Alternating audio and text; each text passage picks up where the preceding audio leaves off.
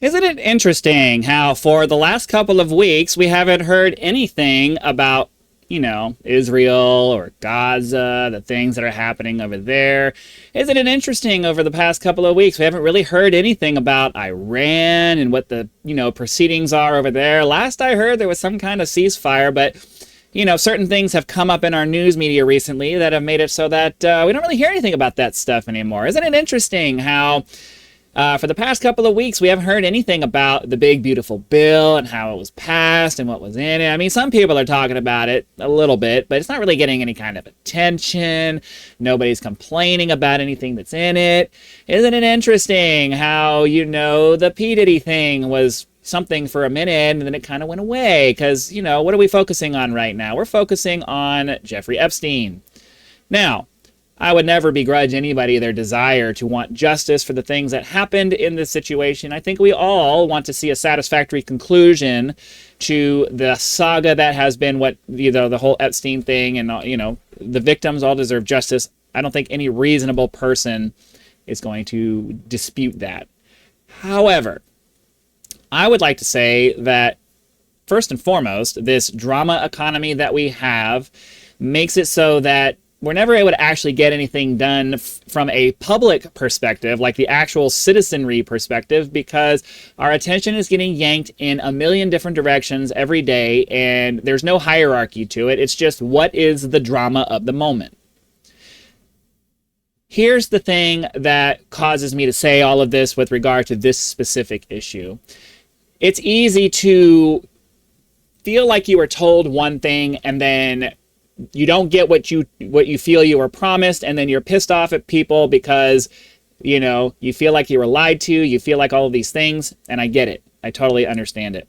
It's easy to look at a long list of things that seem like they're connected in a nefarious way, and you start connecting the dots like we human beings like to do, and it turns into this massive conspiracy, and you start to believe that there's something more going on than there is. And maybe there is. Like, I'm not here to tell you 100% that there is no conspiracy, that there is no this or that. What I'm here to tell you is that, first and foremost, our attention is being drawn away from things that are objectively more important than this. I know. You hear that and you're like, oh my God, the victims. And I agree. These victims were horribly violated, and there needs to be justice for that. And there should be continuing investigations to try to find all the people that did that. But at the same time, in the grand scheme of things, when it comes to our country as a whole, is that really the thing we should be focusing on the most? Now, I understand that the YouTube algorithm, most of us get our news now from social media. I don't think any of us really trust the mainstream media because they are guilty of the same thing that I'm about to accuse most major content creators who cover news related things of. It's attention. It's an attention economy. It's a drama economy. They have to go over the thing that gets the most attention, regardless of whether it's the best thing to be focusing on. That's just the way the advertising and profit model works. It is what it is. That's the way that it works. There's nothing we can do about that. My goal here is not necessarily to criticize big content creators for running their channels in the way that's best for them. I get it. If I had a big channel and I was making a lot of money, I probably have to do that too if I want to survive. I'm not criticizing them for that. My goal here with videos like this and my previous videos talking about this whole Epstein thing is not to say that there's no conspiracy, because there probably is a little bit. I don't think it's nearly as big and grand as people like to think that it is.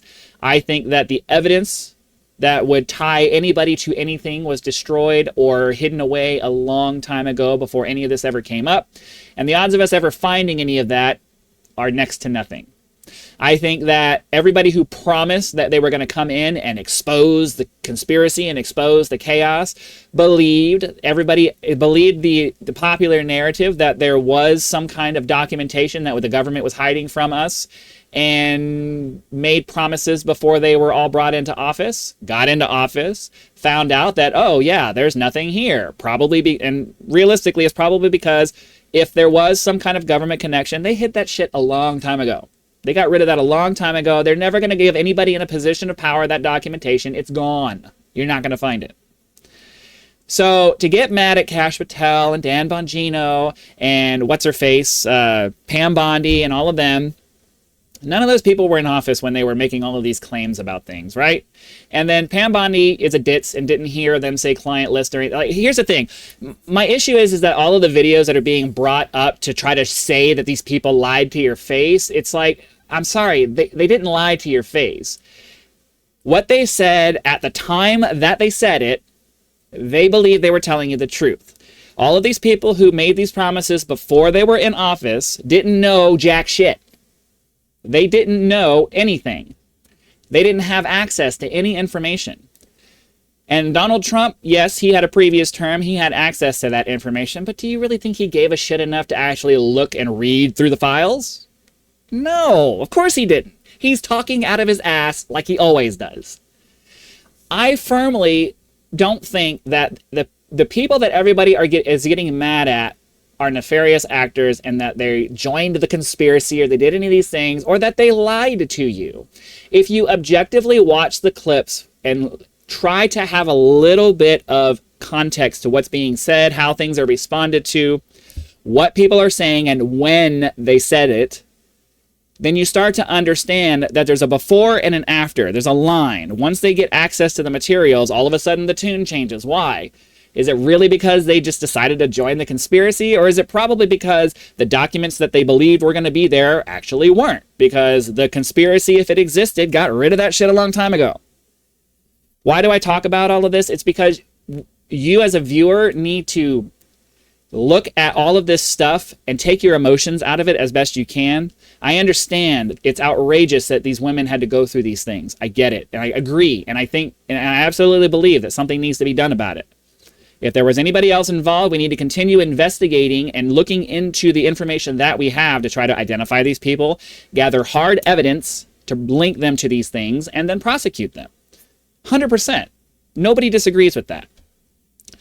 But creating this circus around the drama, the narrative that, you know, these people are lying to you, they lied to you, they pretended to be one thing, they're manipulating you in some way. And it's like, if you go out of your way starting from that point because you're just not getting what you want, then yeah, you're going to see shadows where you're going to see shadows where there's obfuscation, where there's darkness, obviously.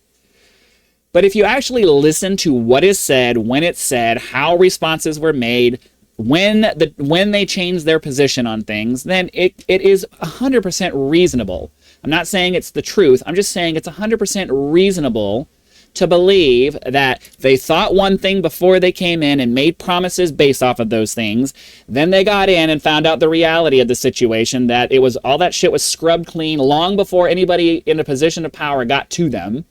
And there's nothing they can do about that. They can't force, you know, deep agents in the CIA or FBI or whoever it is to cough up documentations if they don't know the documentation is there.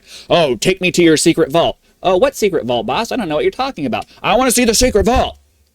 There's no secret vault, boss. I'm sorry. There's no secret vault. I don't know what you're talking about, sir.